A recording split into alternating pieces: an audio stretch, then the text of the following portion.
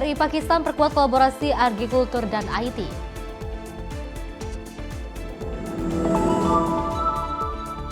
Super Puma TNI AU kirim bantuan ke Tapanuli Utara.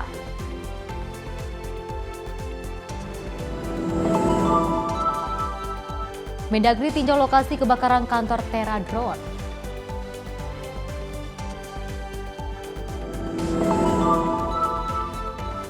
Bea Cukai ungkap peredaran rokok ilegal di Lampung Selatan.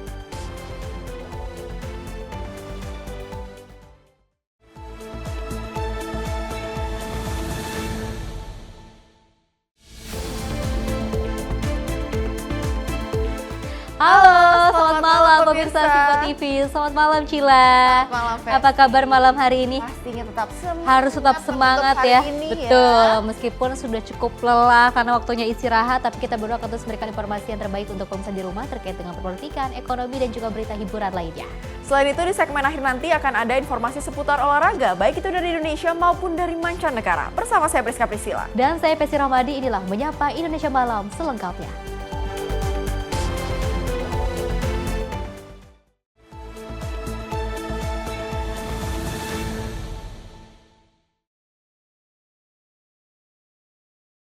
Pemirsa, kita awali dengan berita utama. Indonesia dan Pakistan kembali memperkuat hubungan bilateral melalui pembahasan kerjasama strategis di sektor perdagangan. Pertemuan Presiden Prabowo Subianto dan PM Shehbaz Sharif menjadi momentum penting bagi kedua negara.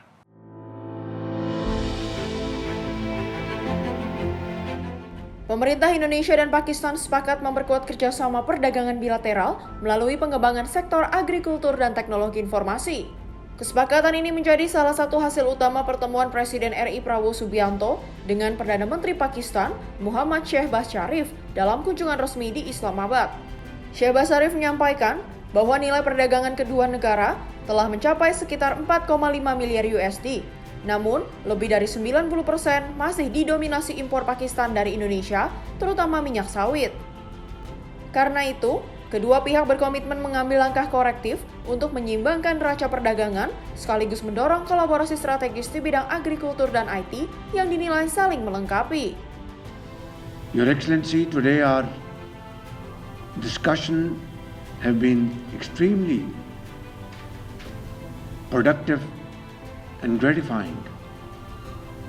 And what we have decided to promote are bilateral trade, culture,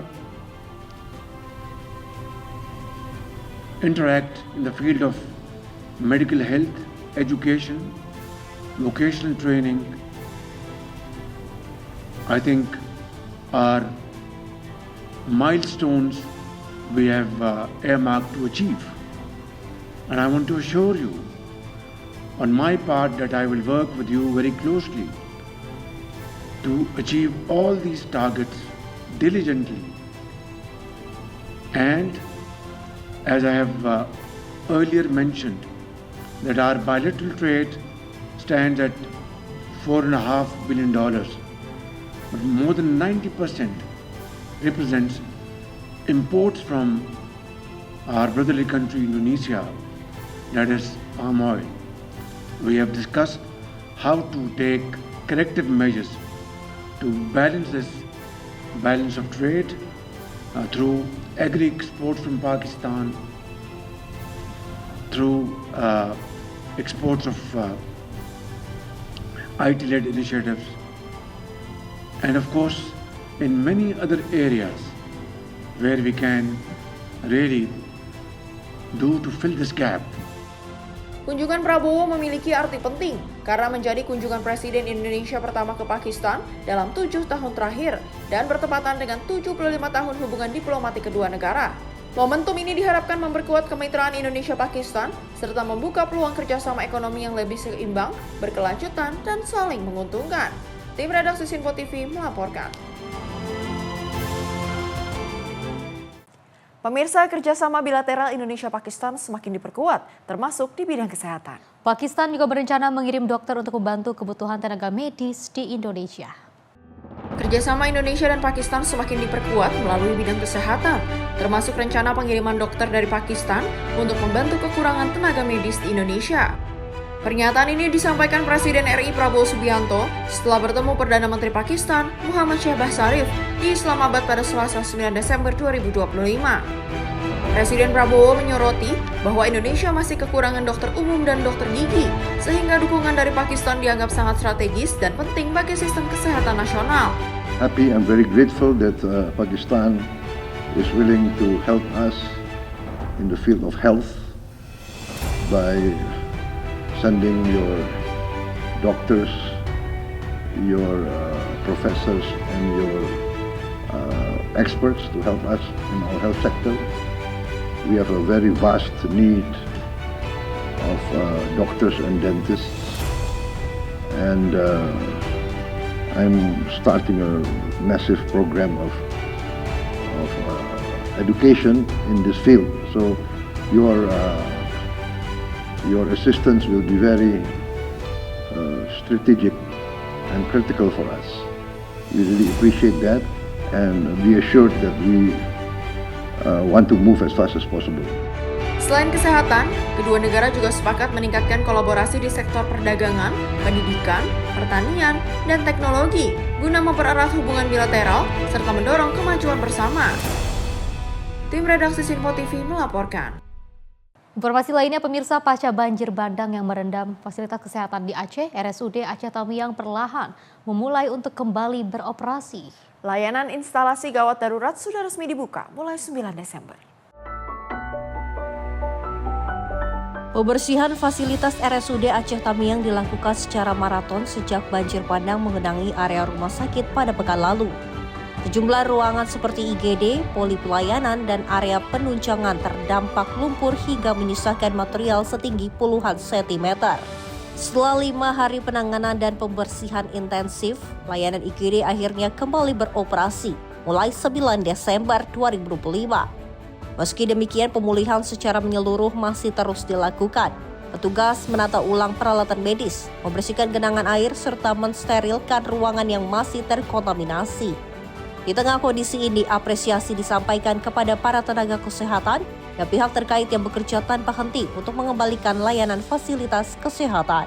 Sudah bisa, mulai hari ini kami akan membuka pelayanan. Tentu saja pelayanan terbatas ya, dan juga di UGD juga nanti kami akan melakukan rawat inap yang memungkinkan untuk dirawat di sini. Kami masih persiapan, tapi di samping juga kami tetap melayani juga beberapa pasien yang datang ke sini, tetap kami upayakan kami layani. Kami untuk operasional UGD kami dibantu dari Rumah Sakit Adam Malik yang kami sediakan nanti 20 tempat tidur untuk rawat inap terbatas. Farmasi sudah dibersihkan, sedang finishing.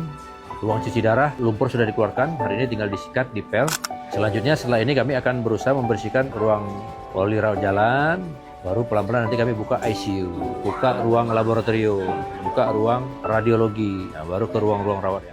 Pembukaan kembali layanan IGD menjadi tahap awal pemulihan RSUD Aceh Tamiang usai banjir bandang. Harapannya seluruh fasilitas dapat kembali beroperasi optimal demi keselamatan dan kesehatan masyarakat. Tim redaksi Sinpo TV melaporkan.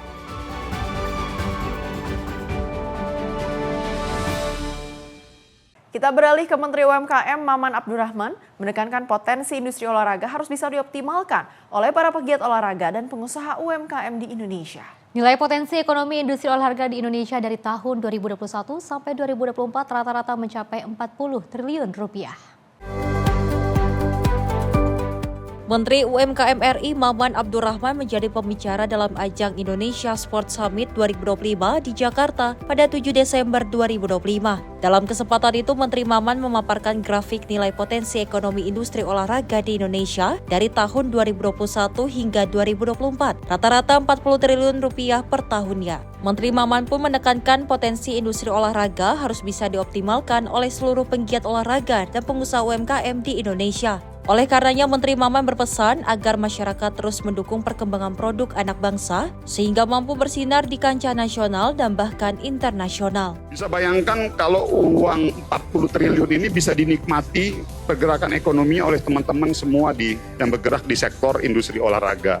Nah, berangkat dari potensi ini, kita turunkan lagi, yaitu kurang lebih sekitar 8 produk, yaitu sepatu, pakaian, peralatan, F&B, suplemen, aksesoris, buku, dan souvenir. Ini adalah potensi produk-produk yang bisa dioptimalkan oleh kita semua para penggiat olahraga di tanah air kita, yang notabene ini semua dijalankan oleh usaha mikro, kecil, dan menengah kita. Tim redaksi Simpo TV melaporkan. Pemirsa, sejumlah sekolah di Tanjung Raya, Kabupaten Agam, Sumatera Barat mengalami kerusakan berat akibat banjir dan longsor. Namun di tengah situasi itu, para kepala sekolah menyampaikan rasa syukur atas bantuan yang diterima dari Kemendikdasmen. Inilah kondisi terkini sejumlah satuan pendidikan di Tanjung Raya, Kabupaten Agam. Bencana banjir dan longsor membawa material lumpur hingga puluhan sentimeter ke dalam ruang belajar. Ruang laboratorium dilaporkan jebol, sementara lapangan sekolah tak lagi dapat digunakan karena dipenuhi lumpur tebal. Akses menuju sekolah pun terputus. Aktivitas belajar mengajar terhenti sementara, menyisakan jejak kerusakan di hampir seluruh unit pendidikan di daerah tersebut. Di tengah luka itu, para kepala sekolah menyampaikan rasa syukur dan terima kasih atas bantuan yang mereka terima dari Kemendikdasmen. Dukungan ini menjadi penguat untuk mulai pemulihan, memperbaiki fasilitas, dan memastikan anak-anak dapat kembali belajar dengan aman. Sebelum jam 3 tepat itu sudah jebol ini laboratorium kami dan sudah mengeluarkan material lumpur, pasir, kemudian juga batuan. Ketebalan lumpur di lapangan kami ini diperkirakan 50 cm. Jadi untuk sementara sesuai dengan edaran dinas itu diliburkan dulu sampai ada jembatan darurat yang bisa mengakses anak kami datang ke sekolah. 27 November itu yang meluluh lantakkan gitu kan, tapi alhamdulillah sekolah saya itu nggak roboh gitu kan, hanya saja lumpur material itu yang menumpuk sekarang di pekarangan sekolah, di dalam ruangan seluruhnya gitu kan. Sekolah kami beberapa ruangan terendam lumpur dan air banjir, itu semuanya terendam lumpur dan air lebih kurang tingginya 60. Proses pemulihan akan terus diupayakan agar seluruh kegiatan belajar mengajar bisa kembali berjalan normal. Tim redaksi Simpo TV melaporkan. Informasi selanjutnya masih dari mengenai bencana banjir di mana Srikandi Polwan Polres Langkat hadirkan ceria untuk anak-anak korban banjir. Melalui Polwan kegiatan trauma healing dengan pendampingan psikologi dan juga dukungan psikososial guna untuk membantu anak-anak korban banjir mengatasi rasa takut dan kecemasan. Di tengah proses pemulihan pasca bencana banjir yang melanda sejumlah wilayah di Kabupaten Langkat, perhatian terhadap kondisi psikologis anak-anak menjadi salah satu fokus utama Polres Langkat. Melalui peluang kegiatan trauma healing, pendampingan psikologi dan dukungan psikososial guna membantu anak-anak korban banjir mengatasi rasa takut dan kecemasan. Kegiatan yang diisi dengan permainan edukatif, komunikasi hangat, hingga pendampingan emosional bertujuan memulihkan kondisi mental anak yang terdampak situasi darurat. Dengan senyum ramah dan pendekatan humanis, para polwan menghadirkan suasana aman dan menyenangkan agar anak-anak kembali merasakan keceriaan setelah beberapa hari menghadapi tekanan dan ketidakpastian akibat banjir. Secara terpisah, Kapolres Langkat AKBP David Rio Prasojo memberikan apresiasi tinggi atas dedikasi Srikandi Polwan dalam mendampingi para korban, terutama anak-anak. Menurutnya, layanan psikologis merupakan bagian penting dari upaya pemulihan bencana. Melalui permainan kelompok, aktivitas menggambar, hingga sesi berbagi cerita, Polwan berusaha membantu anak-anak mengekspresikan emosi mereka. Pendekatan ini terbukti efektif dalam menurunkan stres, sekaligus memberikan rasa kebersamaan di tengah situasi sulit. Tim redaksi Simpo TV melaporkan. Informasi lainnya, pemirsa, pimpinan Komisi 10 DPR mendorong pemerintah agar dapat membangun sekolah darurat atau ruang belajar sementara bagi siswa dan siswi yang juga terdampak banjir dan longsor di wilayah Sumatera. Pasalnya, langkah ini dinilai penting untuk proses belajar mengajar agar tidak terhenti terlalu lama. Wakil Ketua Komisi 10 DPR Lalu Hadrian Irvani menjelaskan bahwa terdapat 2.185 sekolah terkena bencana alam akibat banjir dan longsor yang melanda wilayah Sumatera. Bahkan selain infrastruktur sekolah, siswa-siswi maupun guru menjadi korban terdampak akibat bencana tersebut. Lalu pun mendorong pemerintah melalui Kementerian Pendidikan Dasar dan Menengah untuk dapat membangun sekolah darurat atau ruang belajar sementara. Hal ini dinilai penting agar proses belajar mengajar terus dapat dilakukan dan tidak berhenti terlalu lama. Selain itu, Komisi 10 DPR juga menyatakan kesiapannya dalam mengawal pemerintah untuk membangun sekolah darurat sementara. Kemudian siswa-siswi kita yang terdampak 180.000 lebih, guru-guru kita 17.000 lebih. Nah, ini tentu harus mendapatkan penanganan yang cepat. Kami meminta kepada Kemdikdasmen untuk membangun sebanyak-banyaknya ruang belajar darurat. baik menggunakan tenda atau mensiasati ruang belajar yang darurat ini dengan secepat-cepatnya.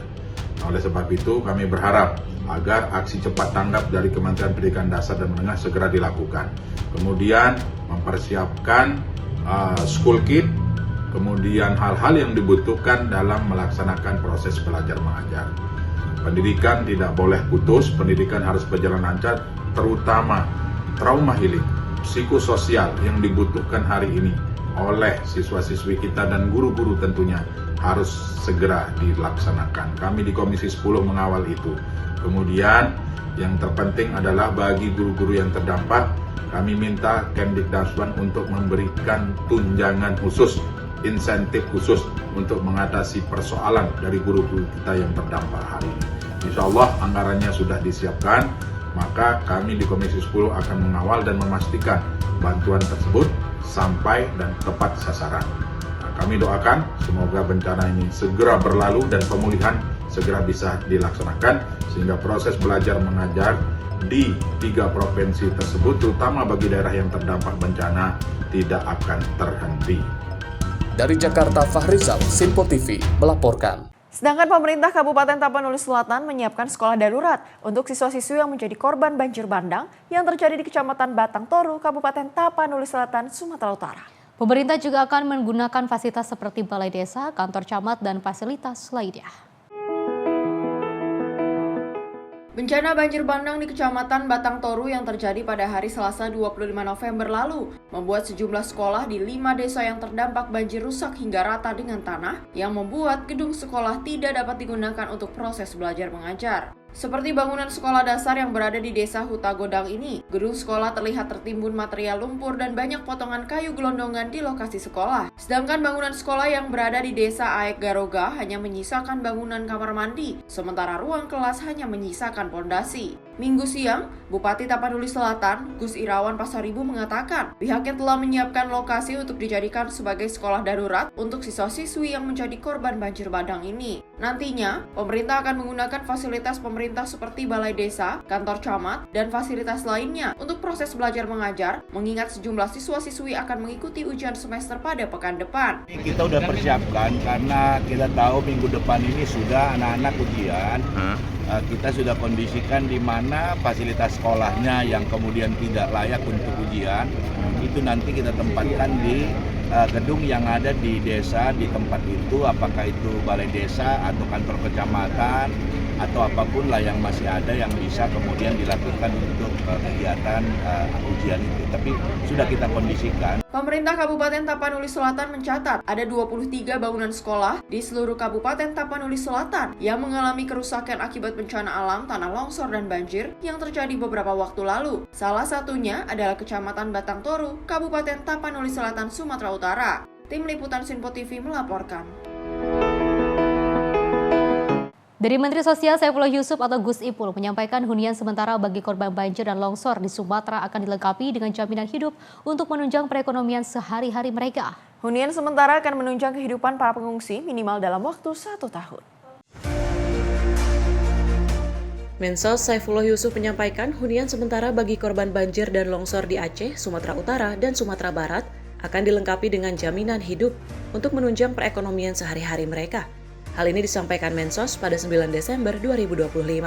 Ia menjelaskan, berdasarkan hasil koordinasi dengan Badan Nasional Penanggulangan Bencana, hunian sementara akan menunjang kehidupan para pengungsi minimal dalam waktu 1 tahun, yang kemudian akan diberikan hunian tetap sesuai dengan kondisi masing-masing korban. Namun berdasarkan instruksi Presiden Prabowo Subianto, apabila daerah mengalami kesulitan untuk menyediakan tanah, maka bisa menggunakan tanah-tanah negara. Tindak lanjut dari pengungsian itu adalah huntara, ya, tempat hunian sementara.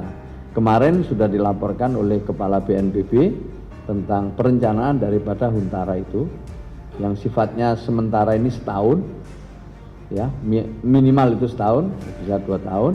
Nah, yang berikutnya adalah huntap, hunian tetap. Hunian tetap ini tergantung pada kondisinya. Kalau secara umum dilaporkan oleh Kepala BNPB, huntap itu biasanya tanahnya disediakan oleh daerah, kemudian yang membangun adalah APBN lewat BNPB. Tapi kemarin ada instruksi dari Presiden agar tanah-tanah jika daerah mengalami kesulitan untuk menyediakan tanah bisa menggunakan tanah-tanah negara. Yang ini nanti akan diurus lebih lanjut. Nah, setelah nanti Huntara ini misalnya sudah bisa disediakan, maka kami nanti bersama kementerian lain masuk untuk pemberdayaan. Untuk mempercepat penanganan hunian sementara, Kementerian Perumahan dan Kawasan Permukiman telah menyiapkan stok rumah instan sederhana sehat atau RISHA yang dapat langsung dikirim. Dari Jakarta, Dio Malau, Sinpo TV melaporkan. BKSDA Aceh turunkan 4 gajah, bersihkan puing pasca bencana. Informasi lengkapnya usai jeda. Tetaplah bersama kami di Sinpo TV.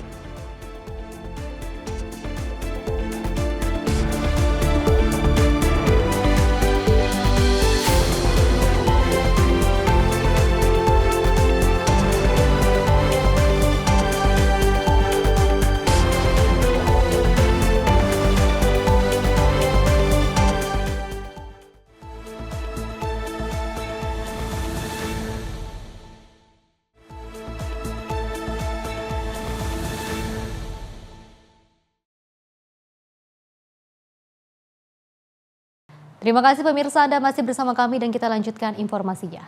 TNI Angkatan Udara terus mengirimkan bantuan logistik ke wilayah terdampak bencana di Tapanuli Utara. Pengiriman dilakukan menggunakan helikopter Super Puma dengan total muatan mencapai 3,6 ton logistik.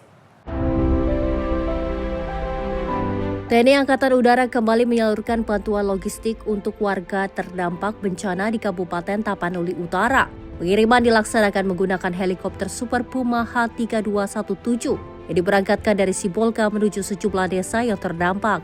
Dalam misi kemanusiaan ini, helikopter mengangkut total 3.600 kg logistik. Sebanyak 1.200 kg disalurkan di Desa Ujung Batu, Padang Tengah, dan Desa Hasa di Kecamatan Barus. Pengiriman berikutnya dengan jumlah yang sama terus dilakukan untuk warga di Desa Solok. Selain itu, 1.200 kg bantuan tambahan juga didistribusikan ke Desa Pananggahat, Patupangan, dan Gedang. Upaya ini menjadi bentuk konsistensi TNI AU dalam memastikan kebutuhan dasar masyarakat terdampak bencana terpenuhi, serta mempercepat pemulihan di lapangan. Jihan Nabila, Sinpo TV melaporkan. Jembatan menghubung menuju Madrasah Ibtidaiyah Tapal Batas di Kampung Lordes, Desa Sukalimau, Kalimantan Utara rusak parah akibat derasnya arus sungai. Untuk memulihkan akses masyarakat, Satuan Brimopolda Kaltara mengerahkan tim perbaikan dan juga membangun kembali jembatan tersebut secara gotong royong bersama warga.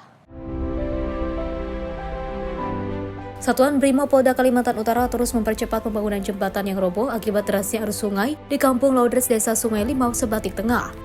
Jembatan ini merupakan satu-satunya akses menuju Madrasah Ibtidaiyah Tapal Batas. Setiap hari jembatan tersebut digunakan oleh para siswa, guru, dan juga warga untuk beraktivitas. Pembangunan dimulai dari pembuatan jembatan darurat, pembersihan puing-puing material yang ambruk, hingga pemancangan tiang utama.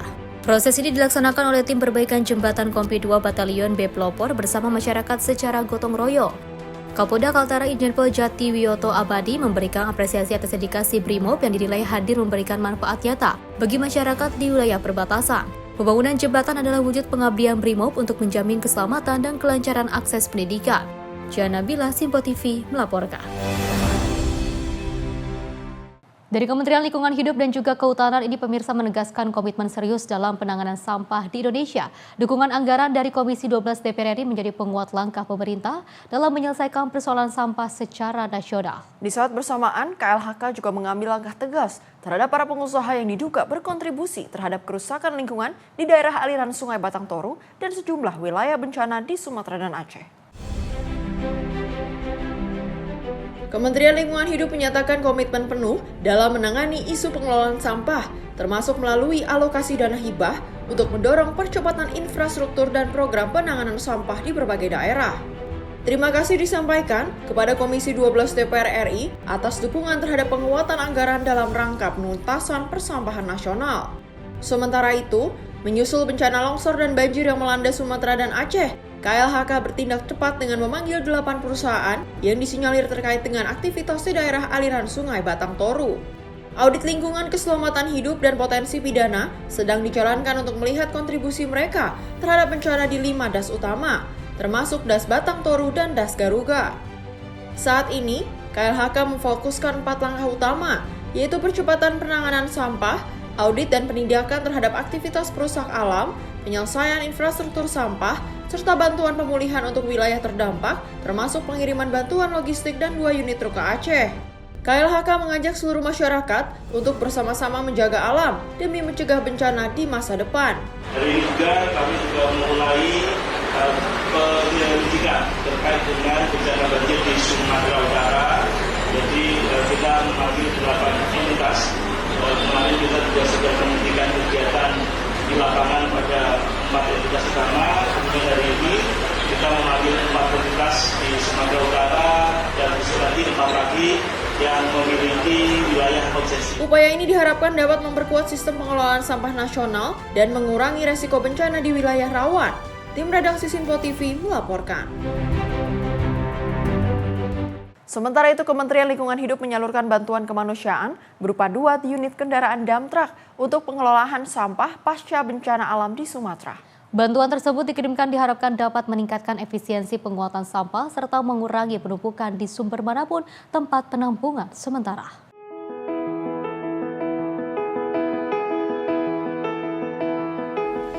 Kementerian Lingkungan Hidup menyalurkan bantuan kemanusiaan berupa 2 unit kendaraan dump truck untuk pengolahan sampah pasca bencana Sumatera. Hal tersebut disampaikan oleh Menteri Lingkungan Hidup Hanif Faisal Nurrafiq di kawasan Kuningan, Jakarta Selatan pada Senin 8 Desember 2025. Selain 2 unit dump truck, Kementerian Lingkungan Hidup juga menyalurkan mobilisasi 3 unit alat berat, ekskavator, mesin sensor besar sebanyak 6 unit, kebutuhan bahan pokok dan juga sanitasi, pakaian, serta obat-obatan. Diharapkan bantuan ini dapat mendukung kebutuhan dasar masyarakat dan juga percepatan pemulihan pasca bencana. Diadakan untuk penanganan sampah ini tentu ya komisi yang akan ditangani melalui aspirasi daerah oleh Komisi 12. Kemudian di sisi kami juga kami akan fokuskan sebagian besar untuk mempercepat penanganan pengolahan sampah. Kemudian kami juga terima kasih dukungan yang luar biasa dari Kementerian PU, Bappenas, kementerian yang lain dalam rangka mempercepat penyelesaian infrastruktur sampah. Saya rasa itu mungkin dari ini kebetulan ada 2 truk yang memang digunakan untuk Agam sebelumnya dan Aceh. Selain dapat mendukung kebutuhan dasar masyarakat, bantuan diharapkan dapat mengefisiensi pengangkutan sampah serta mengurangi penumpukan di tempat penampungan sementara. Dari Jakarta, jurnalis Sinpo TV melaporkan. Pemirsa, Kapolri Komjen Pol Dedi Prasetyo mengecek kesiapan dan juga melepas ratusan personil Polri serta dapur umum untuk bantuan korban bencana di Sumatera dan Aceh. Kegiatan pelepasan pasukan bencana ini digelar di Markas Komando Korps Brimob Kelapa II, Kota Depok pada 9 Desember 2025. Sebanyak 361 personel Brimob, 200 personel Sabara, 12 ambulans dengan 48 personel nakes, 19 ekor K9, dan 12 personel 15 unit dapur lapangan, 12 water treatment, dan pelengkapan sari periksa langsung oleh Wakapolri guna keperluan penanggulangan bencana di Sumatera dan Aceh. Pasukan khusus ini dikirimkan sebagai bagian dari operasi kemanusiaan untuk membantu penanganan korban bencana alam di wilayah Sumatera dan Aceh. Pelepasan ini dilakukan sebagai respon cepat atas dampak bencana seperti banjir bandang dan tanah longsor. Pasukan Brimob yang juga dikirimkan ini dilengkapi dengan kemampuan search and juga rescue, medis, dan logistik. Mereka harus mengutamakan keselamatan warga dan bersinergi dengan pemerintah daerah serta stakeholder lainnya di lokasi bencana. Karopenmas Divisi Humas Polri Brigjen Pol Truno Yudo Wisnu Andiko mengatakan bahwa pelepasan pasukan khusus ini selain sebagai bentuk bantuan juga bertujuan untuk persiapan menjelang ibadah Natal agar masyarakat dapat melaksanakan ibadahnya dengan hikmat. Hari ini melihat bagaimana kesiapan personil yang nantinya dipersiapkan baik itu secara fisik, kuantitas dan kualitas klasifikasi untuk memberikan dukungan lebih baik dan optimal di wilayah terdampak bencana Sumatera, sehingga rekan-rekan personel Polri yang sudah berada sebelumnya selama beberapa hari ini di sana ini akan lebih optimal. Dalam penyampaian Pak Wakapolri, sebagaimana kita ketahui, Bapak Presiden Republik Indonesia pada saat datang kunjungan ke Aceh menyampaikan agar mengoptimalkan seluruh kekuatan khususnya Polri, maka Pak Kapolri menginstruksikan hari ini untuk mengecek dan kemudian perlu diketahui beberapa personil yang terlibat di sini ada 361 personil Brimob dan kemudian ada Sabara sebanyak 200, kemudian 12 ambulan dengan 48 personil nakes dan K9 ada 19 ekor 29 personel termasuk nakes dari K9-nya.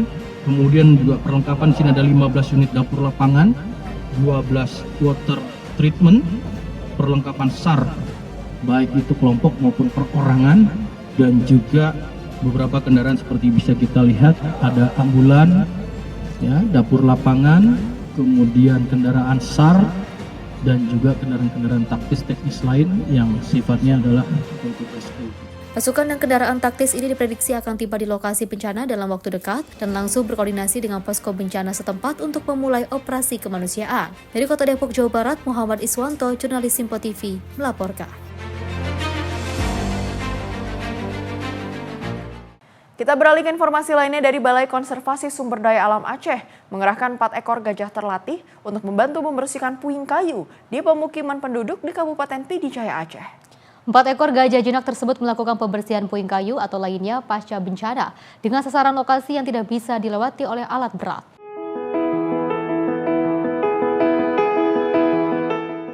Balai Konservasi Sumber Daya Alam BKSDA Aceh mengerahkan 4 ekor gajah jinak untuk membersihkan puing kayu di pemukiman penduduk Kabupaten Pidijaya Aceh yang sebelumnya dibawa banjir bandang. Dirinya menjelaskan, 4 ekor gajah jinak tersebut melakukan pembersihan puing kayu atau lainnya pasca bencana dengan sasaran lokasi yang tidak bisa dilewati alat berat.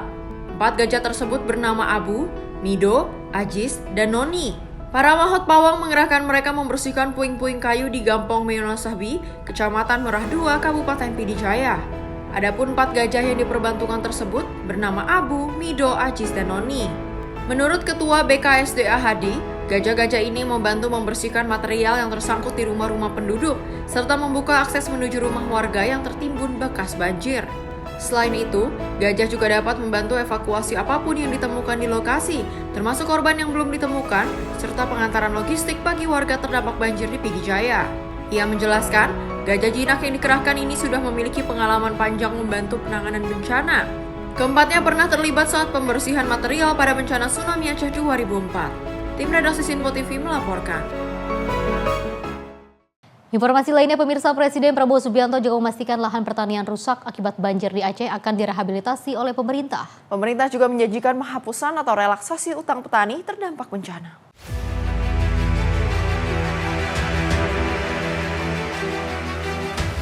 Presiden Prabowo Subianto memastikan seluruh lahan pertanian yang rusak akibat banjir di Aceh akan segera ditangani dan direhabilitasi pemerintah. Saat meninjau pembangunan jembatan Bailey di Tepin Mane, ia menegaskan petani tidak perlu cemas atas kerusakan sawah maupun irigasi karena bencana ini masuk dalam kategori force majeure. Prabowo juga menyatakan utang-utang petani terutama kur yang terdampak bencana akan dihapus atau direlaksasi. Berbagai instansi mulai dari TNI Polri, pemerintah daerah, hingga pekerja lokal bekerja sama untuk mempercepat pemulihan. Kepala Staf Angkatan Darat ditunjuk sebagai Komandan Satgas Percepatan Perbaikan Jembatan dan Infrastruktur, memanfaatkan pasukan ZENI untuk pengerjaan konstruksi. Di akhir kunjungan, Presiden menekankan pemerintah hadir untuk menghadapi kesulitan rakyat.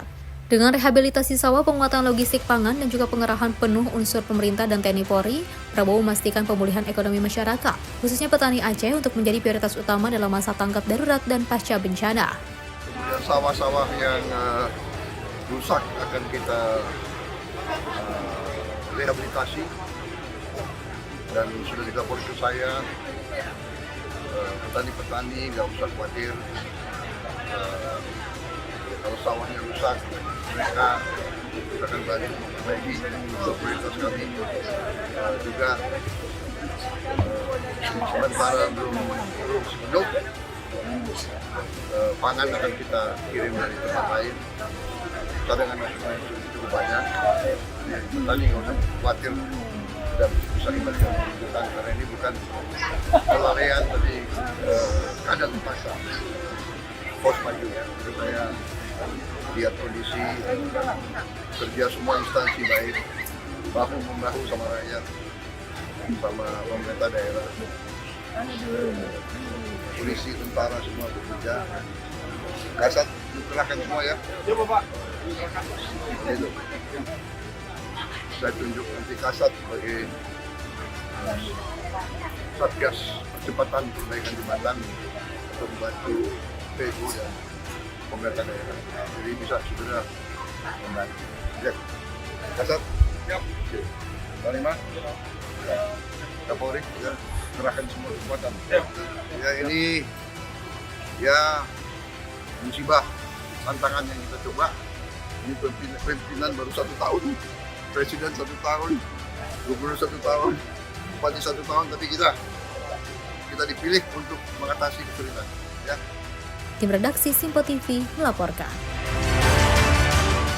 3 warga terdampak banjir di Jalan Raya Dayakolot, Desa Andir, Kecamatan Bale Endah, Kabupaten Bandung, berhasil dievakuasi tim SAR pada 6 Desember 2025. Ketiganya dievakuasi menuju ke rumah kerabat terdekat yang dinilai lebih aman. Sebelumnya, Kantor SAR Bandung menerima laporan permintaan evakuasi pada Sabtu 6 Desember 2025 pukul 9.10 waktu Indonesia bagian Barat pagi. Berdasarkan laporan awal, banjir terjadi sekitar pukul 3.20 waktu Indonesia bagian Barat dini hari, sehingga menyebabkan seorang warga terjebak banjir di lantai 2 rumahnya dan memerlukan pertolongan. Tim pun segera dikerahkan untuk melakukan operasi SAR. Selanjutnya, sekitar pukul 11.27 waktu Indonesia bagian Barat, tim SAR berhasil mengevakuasi 3 warga yang terdampak banjir, yaitu Ajam, usia 90 tahun, Sutia, usia 39 tahun, Fiona Dita, usia 19 tahun. Ketiganya dievakuasi menuju ke rumah kerabat terdekat yang dinilai lebih aman. Hingga pukul 17.00 waktu Indonesia bagian Barat, tim SAR masih berada di lokasi untuk meningkatkan kesiapsiagaan apabila diperlukan permintaan evakuasi tambahan. Tim redaksi Simpo TV melaporkan. Dari Gubernur Jawa Barat, Deddy Mulyadi meninjau salah satu titik banjir di Kecamatan Bojong Soang dan didampingi oleh Sekcam Al-Azhar. Dalam kunjungan ini, Deddy menunjukkan tumpukan sampah di aliran sungai yang dianggap sebagai penyebab utama banjir yang kembali melanda wilayah Kabupaten Bandung.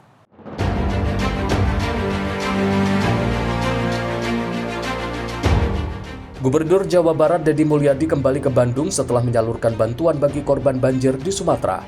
Setibanya di Bandung, ia langsung meninjau banjir yang kembali melanda sejumlah wilayah Kabupaten Bandung.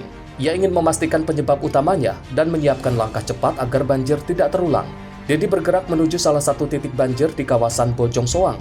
Ia menemukan aliran sungai yang penuh sampah. Kondisi itu langsung ia rekam dan unggah ke media sosial. Selama peninjauan, Deddy didampingi Sekcam Bojong Soang, Al-Azhar. Ia menanyakan sumber sampah yang memenuhi sungai tersebut. Pertanyaan itu sampai membuat Al-Azhar tampak ragu. Melihat situasi itu, Deddy meminta aparat jujur dalam menyampaikan kondisi lapangan. Besok saya kumpulin Bupati Bandung, Wali Kota Cimahi, Bupati Sumedang, kemudian Wali Kota Bandung. Kerjasama dengan nyata, bukan wacana. Ambil tindakan, temenan kalau ada izin. Iya, Pak. Oke? Oke. Terutama perumahan itu juga harus ada izinnya, Pak. Tong dikeluarkan di izin, kan perumahan juga membangun perumahan karena ada izin. Iya. Tata ruangnya rubah dulu. Daerah yang sekarang dibikin rumah, sawah bikin rumah, ngeserenan. Sekarang tidak boleh lagi ada pembangunan, kan sudah ada edaran gubernur, larangan alih fungsi lahan. Iya. Setuju tidak, Bapak? Setuju, Pak. Biar nggak banjir di gitu. Gitu, oke. Untuk menekan resiko banjir, Deddy mengeluarkan surat edaran mengenai penghentian izin pembangunan perumahan di Bandung Raya. Ia menilai kebijakan itu penting untuk menghentikan perluasan permukiman di wilayah rawan banjir. Dalam edaran tersebut, ia meminta pemerintah daerah meninjau ulang lokasi pembangunan yang berada di kawasan rawan bencana. Ia juga menekankan kewajiban pengawasan terhadap pembangunan agar sesuai rencana tata ruang. Ia menegaskan bahwa setiap pembangunan harus memiliki persetujuan bangunan, gedung, serta mengikuti kaidah teknis yang berlaku. Selain itu, Deddy meminta pemerintah daerah memulihkan kawasan yang rusak akibat pembangunan. Ia juga mendorong penanaman pohon pelindung di area permukiman.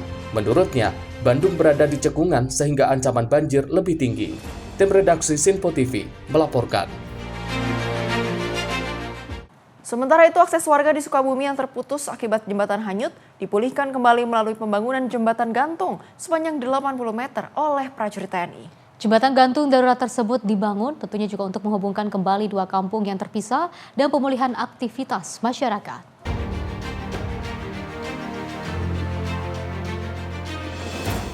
TNI terus mempercepat pembangunan jembatan gantung darurat sepanjang 80 meter di Desa Sirnasari, Surade, Sukabumi, Jawa Barat. Pembangunan jembatan gantung darurat menjadi prioritas karena merupakan satu-satunya akses warga setelah jembatan lama terputus diterjang banjir. Kepala Badan Logistik TNI Maijen TNI Lin Novrianto meninjau langsung proses pengerjaan untuk memastikan material, peralatan, dan keselamatan personil berjalan sesuai standar. Lino Frianto menegaskan, TNI berkomitmen menyelesaikan pembangunan secepat mungkin agar mobilitas warga antar kampung termasuk akses sekolah dan pasar dapat kembali normal. Pembangunan jembatan yang nantinya akan digunakan oleh masyarakat. Jembatan ini adalah perintah langsung dari Bapak Panglima TNI yang dibangun di desa yang menghubungkan dua kecamatan, yaitu Kecamatan Wularan dengan Surade. Ini sangat penting karena apa? Kemarin sudah ada jembatan di sini, namun dengan arus yang besar putus, dan yang sangat nilai ekonomisnya yang kita butuhkan adalah banyaknya anak-anak kita yang melaksanakan pendidikan melintasi jembatan ini harus melepas sepatu, juga ibu-ibu yang melaksanakan berobat juga menjadikan kendala. Makanya melihat nilai ekonomis inilah kami diperintah dari Bapak Panglima TNI untuk melaksanakan pembangunan. Jihan Nabila, Sinpo TV melaporkan.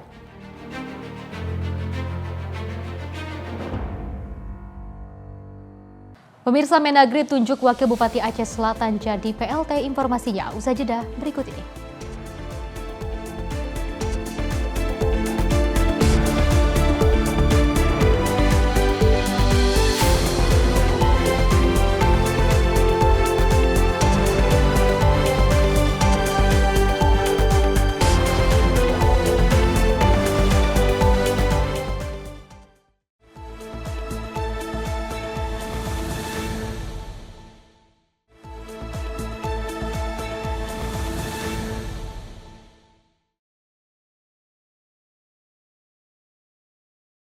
Terima kasih pemirsa, Anda masih bersama kami di Menyapa Indonesia Malam. Kita lanjutkan ke informasi peristiwa berikutnya di mana pasca kebakaran hebat yang melahap seisi kantor Teradron di kawasan Kebayoran Jakarta Pusat, polisi melakukan sterilisasi untuk melakukan olah tempat kejadian perkara dengan memasang garis polisi serta dilakukan penjagaan ketat.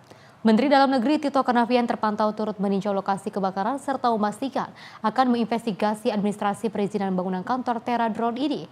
Lalu bagaimana dengan perkembangan lainnya di lokasi kejadian? Berikut liputan tim Sinpo TV, Max Munte dan juru kamera Azizul Hakim.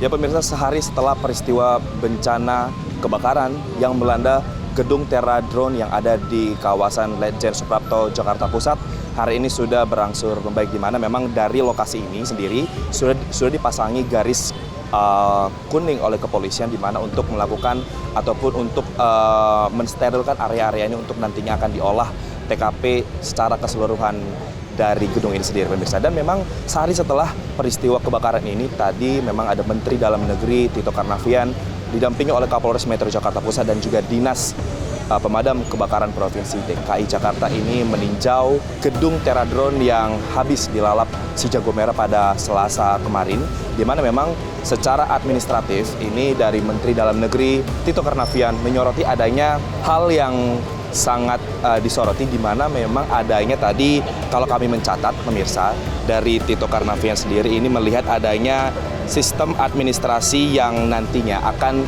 diinvestigasi oleh timnya dari Kementerian Dalam Negeri yang nantinya akan dilakukan oleh Inspektorat Jenderal Kemendagri sendiri. Dan jika pemirsa saya dapat menggambarkan kepada Anda memang bagaimana situasi yang ada saat ini, memang tadi dari Menteri Dalam Negeri Tito Karnavian dan juga didampingi oleh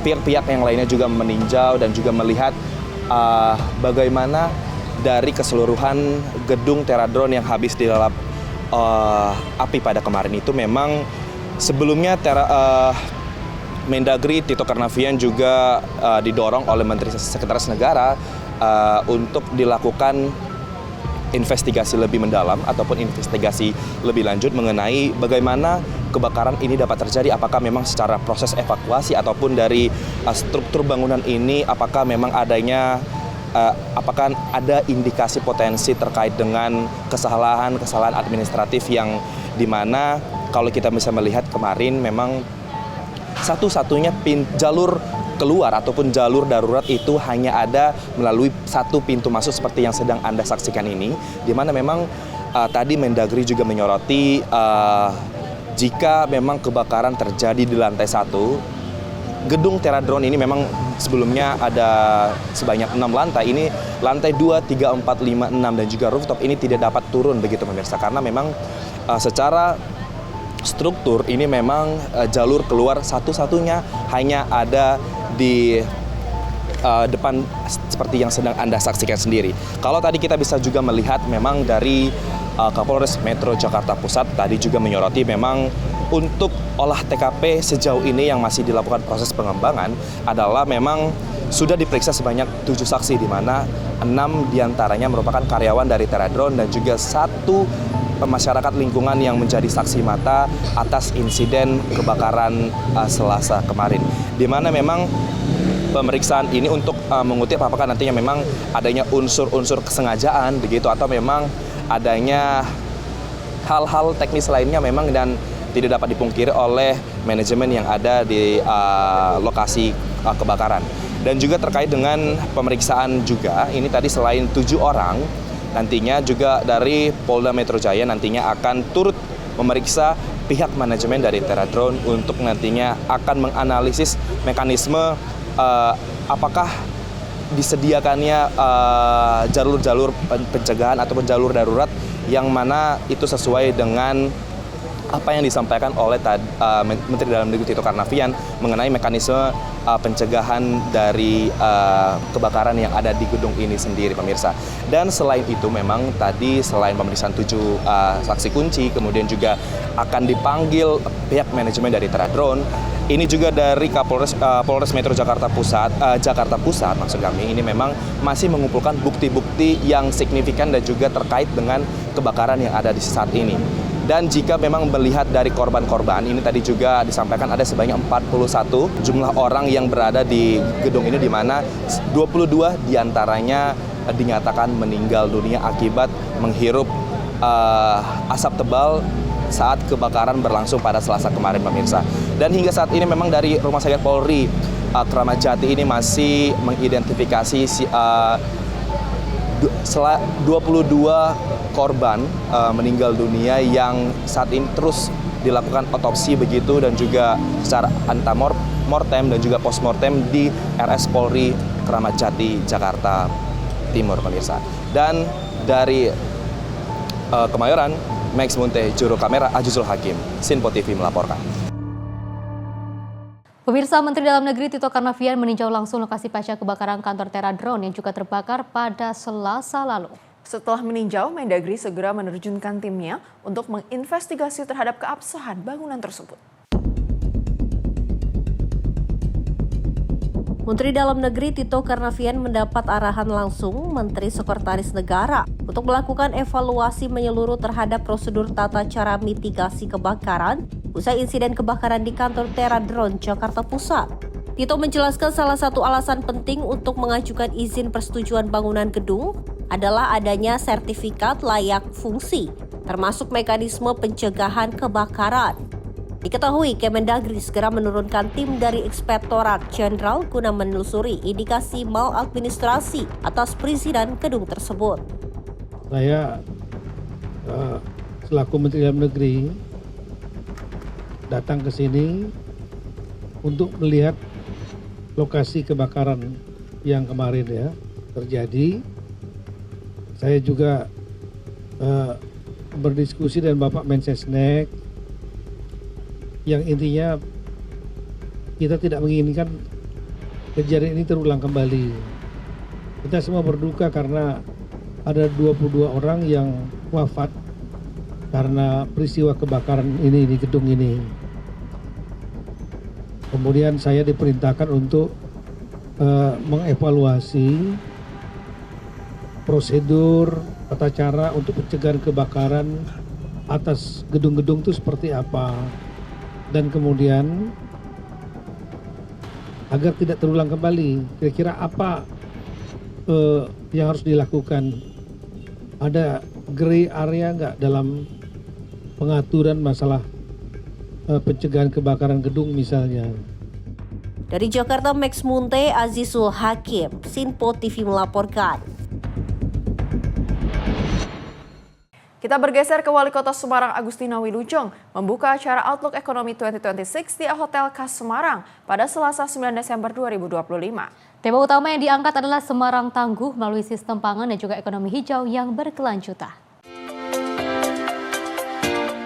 Wali Kota Semarang Agustina Wilujeng menyampaikan lingkungan bukan lagi sekedar pelengkap, melainkan penentu stabilitas ekonomi dan keberlanjutan kota. Ekonomi yang tangguh tidak mungkin dibangun tanpa ketahanan lingkungan dan sistem pangan yang kuat. Karena itu Pemkot Semarang menempatkan ketahanan pangan dan kualitas lingkungan sebagai fondasi pembangunan RPJMD 2025-2029. Kekuatan terbesar Semarang terletak pada karakter masyarakat yang adaptif dan kolaboratif. Program seperti Parahman dan Kempling Semar terbukti berhasil menjaga stabilitas harga dan mengendalikan inflasi. Kolaborasi dan menghilangkan ego sektoral sangat penting dalam menyelesaikan masalah bersama. Membicarakan tahun 2026 itu kita mau apa, sehingga masing-masing dari stakeholder ini bisa bersiap untuk bersinergi dan membangun Kota Semarang di tahun 2026.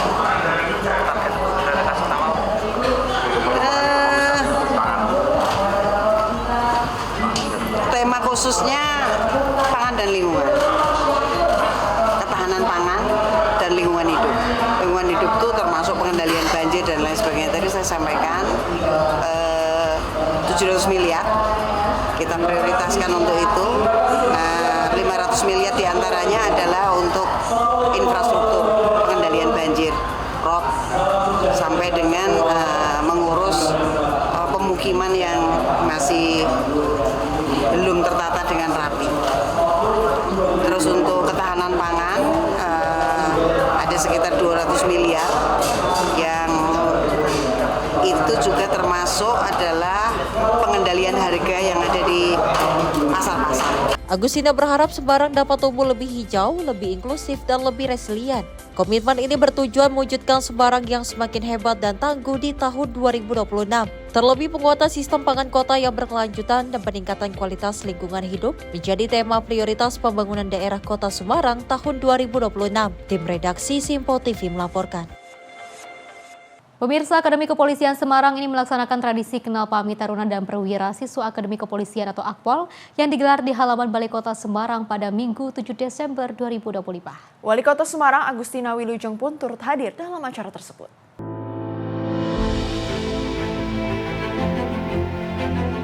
Melaksanakan tradisi kenal pamit taruna dan perwira siswa Akademi Kepolisian yang merupakan agenda resmi yang diselenggarakan oleh Akademi Kepolisian berdasarkan ketentuan dalam buku tradisi Korps Taruna Akpol dan peraturan Mendiklat Polri mengenai kehidupan peserta didik. Acara dihadiri jajaran Forkompinda serta ratusan tamu undangan.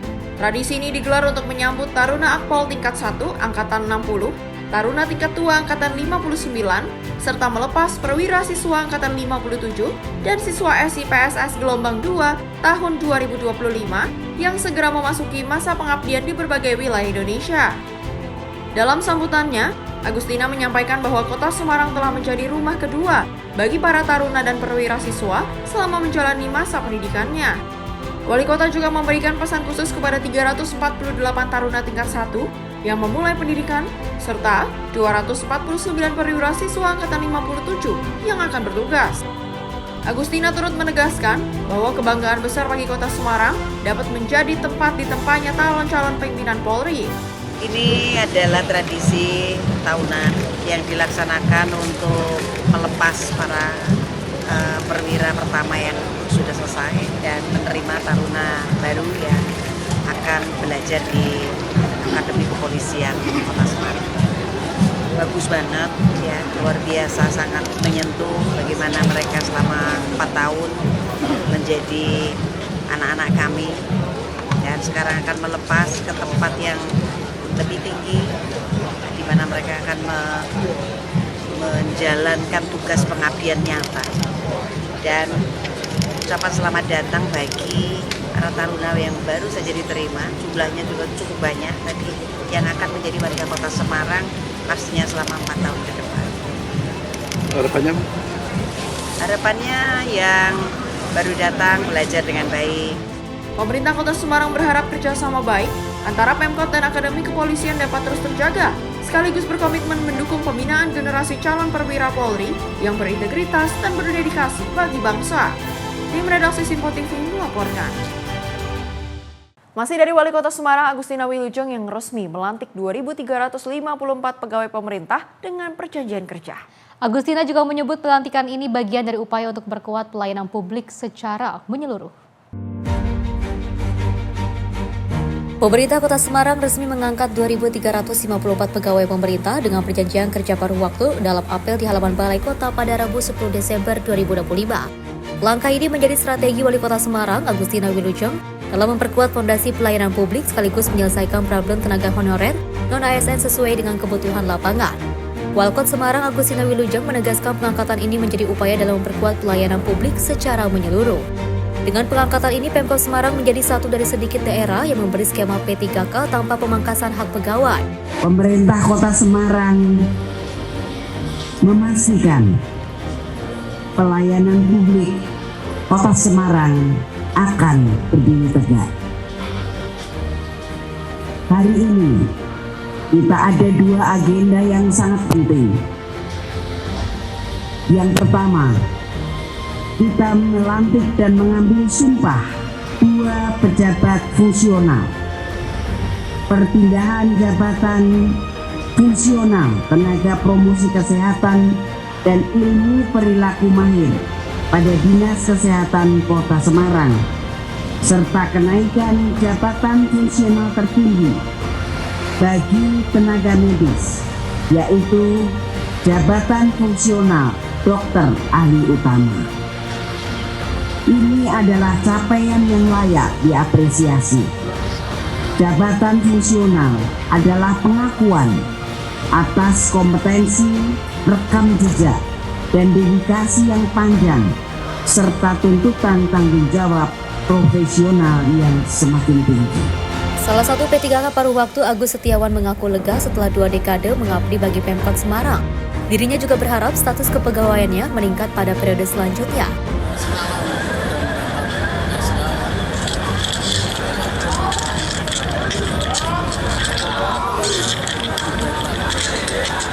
Pengangkatan kali ini terdiri atas 1.982 tenaga teknis, 372 tenaga fungsional, 11 tenaga kesehatan, serta 361 tenaga guru dengan masa kerja 1 tahun dan dapat diperpanjang hingga diangkat menjadi P3K. Para pegawai akan mulai bertugas pada 1 Januari 2026. Tim redaksi Simpo TV melaporkan. Dari Menteri Dalam Negeri Tito Karnavian, pemirsa memberhentikan sementara Bupati Aceh Selatan Mirwan selama 3 bulan pada 9 Desember 2025. Keputusan diambil usai polemik Bupati Aceh Selatan berangkat umroh saat bencana darurat melanda wilayahnya pada akhir November lalu. Bencana banjir bandang hingga longsor yang terjadi di Aceh Selatan meninggalkan duka mendalam. Namun di tengah bencana yang terjadi, Bupati Aceh Selatan Mirwan berangkat umroh tanpa seizin Mendagri. Atas instruksi langsung dari Presiden Prabowo Subianto, Kemendagri melakukan penyidikan mendalam terhadap Bupati Aceh Selatan. Menteri Dalam Negeri Tito Karnavian menyampaikan Bupati Aceh Selatan Mirwan telah diberhentikan sementara per 9 Desember selama 3 bulan mendatang. Ia menjelaskan pemberhentian ini telah diatur dalam Undang-Undang Nomor 23 Tahun 2024, Pasal 77 Ayat 1 mengenai pemberhentian sementara yang meninggalkan wilayah kerja tanpa seizin Kemendagri. Atau sanksi administratif ya, berupa pemberian sementara 3 bulan kepada Saudara Haji Mirwan MS SIM SOS, Bupati Aceh Selatan, Provinsi Aceh. Hasil Pilkada serentak 2024 masa jabatan 2025-2030. Yang bersangkutan dikenakan sanksi pemberian sementara 3 bulan itu karena sudah kita lakukan pemeriksaan oleh tim Itjen dan melanggar ketentuan pasal 76 ayat 1 huruf I, yaitu keluar negeri tanpa izin menteri, dan sanksinya ada di pasal 77, yaitu selama 3 bulan dilakukan pemberhentian sementara. Sesuai dengan aturan undang bahwa keluar negeri tanpa izin itu pemberhentian sementara. Jadi bukan pemberhentian tetap, pemberhentian sementara selama 3 bulan.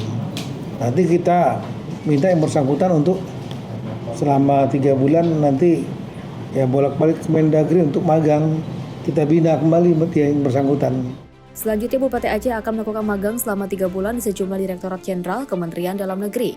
Menindaklanjuti pemberhentian Bupati Aceh Selatan Mirwan, Mendagri juga telah menunjuk Wakil Bupati Aceh Selatan Baital Mukadis sebagai pelaksana tugas Bupati Aceh Selatan selama masa pemberhentian 3 bulan dijalankan. Di Jakarta, Dio Balau, Simpo TV melaporkan. Pemirsa, Menteri Dalam Negeri Tito Karnavian menunjuk Wakil Bupati Aceh Selatan Baital Mukadis menjadi PLT Bupati Aceh Selatan setelah Mirwan MS diberhentikan selama 3 bulan. Keputusan itu setelah Tito menekan 2 surat keputusan, yakni pemberhentian sementara bagi Mirwan dan penunjukan PLT Bupati Aceh Selatan. Menteri Dalam Negeri Tito Karnavian menunjuk Wakil Bupati Aceh Selatan Baital Mukadis jadi PLT Bupati Aceh Selatan setelah Mirwan MS diberhentikan selama 3 bulan. Tito menjelaskan bahwa Mirwan telah melanggar ketentuan pasal 76 ayat 1 huruf I Undang-Undang Nomor 23 Tahun 2014 tentang pemerintahan daerah, yakni bepergian ke luar negeri tanpa izin menteri. Kemudian dia menyebut sanksi pemberhentian selama 3 bulan diatur dalam pasal 77. Sanksi berlaku sejak Selasa 9 Desember 2025. SK yang kedua adalah mengenai penggantinya. Jadi bukan penggantian tetap, tapi namanya pelaksana tugas Bupati Aceh Selatan, yaitu menurut aturan juga yang ada, Wakil Bupati terjadi kekosongan menjadi pelaksana tugas, yaitu Saudara Haji Baital Mukadis.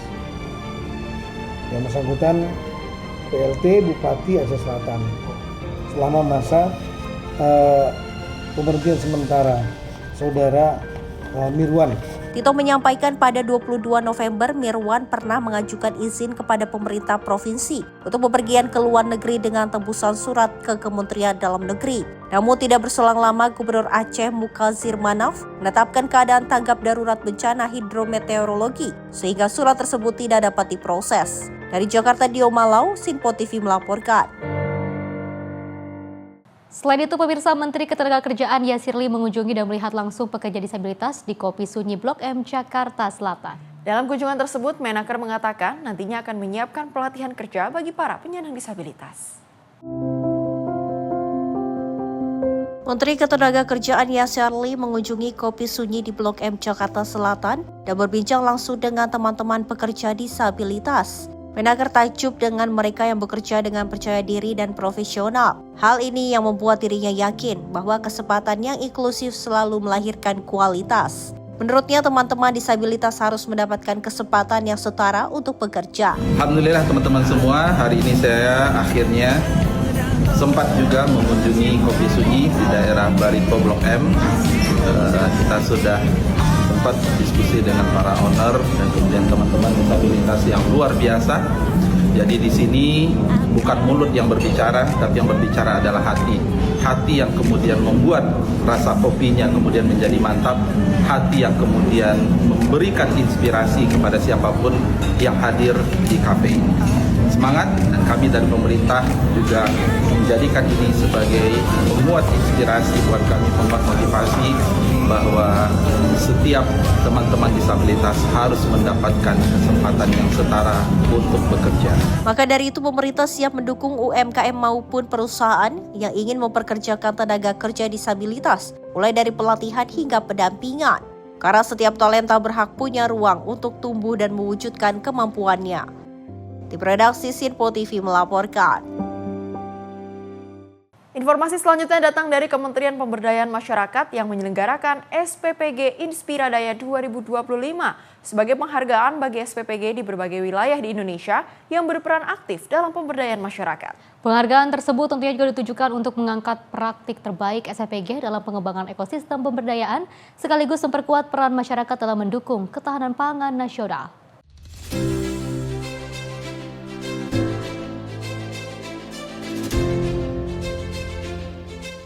SPPG Inspiradaya atau Inspirasi Berdaya merupakan apresiasi pemerintah terhadap SPPG yang tidak hanya menjalankan layanan penyediaan makan bergizi, tetapi juga berhasil membangun jejaring ekonomi dan sosial melalui kolaborasi. Terdapat 20 SPPG yang dianugerahkan Inspiradaya 2025. Mereka ditetapkan sebagai role model nasional yang akan menjadi rujukan dalam penguatan praktik pemberdayaan berbasis pangan lokal, tata kelola pelayanan gizi, serta pembangunan ekosistem sosial ekonomi yang berkelanjutan di daerah masing-masing. Para SPPG ini dinilai unggul dalam inovasi layanan gizi, penguatan rantai pasok, penyerapan tenaga kerja lokal, kolaborasi lintas pihak, serta kemampuan membangun ekosistem pemberdayaan yang berkelanjutan. Alhamdulillah hari ini Kemenko Pemberdayaan Masyarakat memberikan penghargaan Inspiradaya untuk dapur-dapur SPPG yang benar-benar memberikan dan menciptakan ekosistem ekonomi baru, sehingga masyarakat sekitarnya menjadi produktif, menjadikan rantai pasok kebutuhannya melibatkan masyarakat sekitar, komunitas sekitar. Inilah yang menjadi dorongan kita agar seluruh dapur-dapur MBG di seluruh tanah air, yang pertama, gunakan produktivitas komunitas di sekitar SPPG-nya. Jangan sekali-kali menggunakan produksi MBG menggunakan bahan impor. Masih banyak yang menggunakan tepung. Mereka nggak tahu tepung itu impor. Karbohidrat bisa diciptakan dari produktivitas lokal masing-masing. Lebih lanjut, melalui kesempatan ini 20 SPPG yang dianugerahi Inspiradaya 2025 menyatakan komitmen untuk membangun ekosistem pemberdayaan berbasis MBG dengan memanfaatkan potensi lokal dan menguatkan ekonomi komunitas. Dari Jakarta, Sri Dewi Andayani, Rona Bayu, Simpo TV melaporkan. Pemirsa, Wakil Menteri Dalam Negeri Bima Arya Sugiarto meninjau langsung wilayah terdampak banjir di Kecamatan Bojong Soang dan Bala Endah, Kabupaten Bandung. Sejumlah warga melaporkan banjir di titik tersebut terus meningkat setiap tahun. Wamendagri menekankan pentingnya penanganan menyeluruh dari hulu hingga hilir. Wamendagri Bima Arya Sugiarto melakukan peninjauan terhadap penanganan banjir di Kecamatan Bojong Soang dan Bala Endah, Kabupaten Bandung. Dari laporan warga, banjir di wilayah ini terus meningkat setiap tahun. Bima menjelaskan faktor pemicu banjir bukan hanya hidrometeorologi, tetapi juga tata kelola sungai yang masih menjadi persoalan. Hasil pantauan di lapangan menunjukkan sedimentasi lumpur yang tinggi di Sungai Cikapundung sehingga menurunkan kapasitas tampung sungai. Penyempitan alur Sungai Ciatul hingga Cikoneng juga membuat aliran air tidak mengalir optimal ke Sungai Cicadas hingga Sungai Citarum dan menyebabkan air meluap. Untuk itu Bima Arya menyerukan kolaborasi antara BBWS Citarum, Dinas Sumber Daya Air Jawa Barat, Pemkab Bandung, dan masyarakat untuk melaksanakan penanganan komprehensif, mulai dari infrastruktur pengendalian banjir seperti kolam retensi, pompa, normalisasi sungai, hingga penguatan mitigasi berbasis komunitas di titik rawan. Wamendagri juga mengapresiasi upaya Pemkab Bandung yang sejak hari pertama telah melakukan pemulihan, pembersihan, dan penyaluran logistik bagi para pengungsi. Tim redaksi Simpo TV melaporkan. Polres Goa tangkap pelaku pencabulan anak di bawah umur. Informasinya usai jeda. Tetaplah bersama kami di Simpo TV.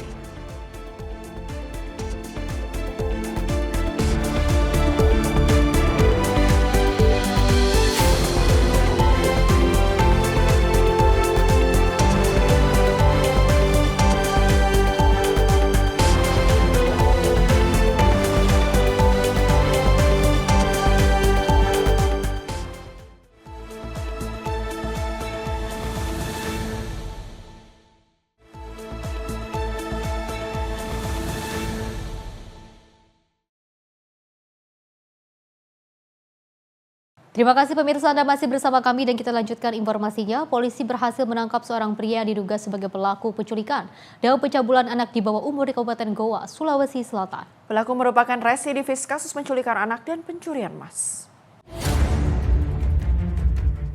Tim Resmob Satreskrim Polres Goa menangkap SF 45 tahun, terduga pelaku penculikan dan pencabulan anak di bawah umur di Jalan Yusuf Bauti, Kecamatan Somba Opu, Kabupaten Goa, Sulawesi Selatan. Polisi yang mengenali wajah pelaku melalui rekaman CCTV tidak menunggu waktu lama saat menemukan terduga pelaku. Terduga pelaku merupakan residivis kasus penculikan anak serta pencurian emas yang sudah 3 kali keluar masuk penjara. Seperti diketahui, peristiwa penculikan dan pencabulan terhadap AH, bocah perempuan yang masih berusia 10 tahun, terjadi pada Jumat siang, 5 Desember 2025. Saat itu korban berbelanja di salah satu warung di dekat rumahnya, namun didekati pelaku dan diajak pelaku ke Makassar menggunakan sepeda motor dan diimingi uang sebesar Rp5.000. Diduga pelaku nekat menculik dan mencabuli korban karena tidak kuat menahan nafsu. Adapun modus dari pelaku adalah mengiming-imingi korban dengan sejumlah uang, kemudian motifnya adalah pelampiasan dari nafsu. Kemudian korban melaporkan ke Polres Goa. Selanjutnya kami melaksanakan penyelidikan dan alhamdulillah dengan kejelian, pembuktian dan pengumpulan baik itu barang bukti yang dalam proses penyidikan menjadi alat bukti, penyidik ataupun penyelidik anggota Polres Goa berhasil mengamankan pelaku. Pelakunya adalah residivis terkait kasus pencurian. Polisi kini menyita pakaian dalam korban, pakaian yang digunakan pelaku, HP, sepeda motor, serta helm yang digunakan pelaku saat melancarkan aksinya sebagai barang bukti. Sementara tersangka dijerat pasal 82 Undang-Undang tentang Perlindungan Anak dengan ancaman kurungan 15 tahun penjara dan denda maksimal Rp5 miliar. Dari Kabupaten Goa, Sulawesi Selatan, jurnalis Info TV melaporkan. Sementara itu, Balai Cukai bersama aparat gabungan berhasil mengungkap peredaran rokok ilegal skala besar di Kabupaten Lampung, Selatan Lampung. Sebanyak 11,7 juta batang rokok tanpa pita cukai diamankan dan 2 orang ditetapkan sebagai tersangka. Barang bukti jutaan batang rokok ilegal diamankan Bea Cukai Lampung dalam 2 kali operasi sepanjang November 2025 di Lampung Selatan. Total sebanyak 11,7 juta batang rokok tanpa pita cukai diamankan, dengan nilai diperkirakan mencapai Rp17,5 miliar dan potensi kerugian negara sekitar Rp11,4 miliar. Pengungkapan pertama dilakukan pada 4 November 2025 di Pelabuhan Bakauheni dengan barang bukti 415 koli berisi 6,5 juta batang rokok ilegal. Dari penindakan tersebut, tim melakukan pengembangan dan kembali menemukan 2 pengiriman rokok ilegal pada 28 November 2025.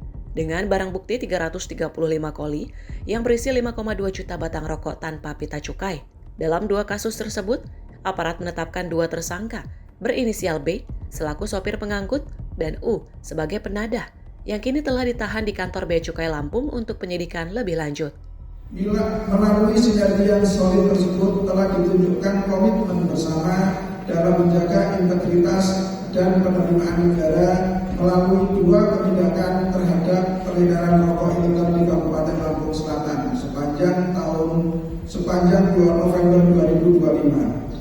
Dari operasi tersebut, total barang hasil penindakan mencapai 11,7 juta batang rokok ilegal dengan estimasi nilai barang Rp17,5 miliar serta potensi kerugian negara sebesar Rp11,4 miliar.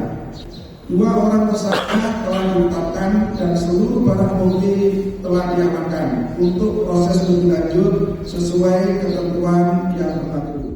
Atas perbuatannya, kedua tersangka bakal terancam hukuman pidana penjara 1 hingga 5 tahun dan atau denda 2 hingga 10 kali nilai cukai. Dari Lampung, jurnalis Info TV melaporkan. Pemirsa, diduga akibat remblong dan juga hilang kendali, sebuah truk pengangkut material menabrak bangunan sekolah di Kabupaten Goa, Sulawesi Selatan. Peristiwa ini tidak menimbulkan korban jiwa, namun pagar dan dinding ruang guru mengalami rusak parah. Truk pengangkut material bangunan menabrak pagar dan dinding Sekolah Dasar Negeri Tamarunang, Kecamatan SPMB Aopu, Kabupaten Goa, Sulawesi Selatan. Pagar dan dinding ruang guru mengalami rusak parah usai ditabrak truk muatan material bangunan tersebut. Diketahui saat kejadian truk melaju dari arah Malino menuju arah Sunggu Minasa, Kabupaten Goa, dalam keadaan bermuatan penuh material batu kerikil. Setiba di lokasi, truk mengalami remblong dan hilang kendali, kemudian menabrak pagar sekolah dan menghantam langsung bagian ruang guru. Oh, ada yang luka? Ada yang luka nih, pihak sekolah. Dari sekolah ada yang luka, Pak? Tidak ada, Ji. Tidak ada, Ji. Terus supirnya? Amankan, tidak ada jalan. Tidak ada jadi. Iya. Laporan tadi di depan Pak. Ada laporan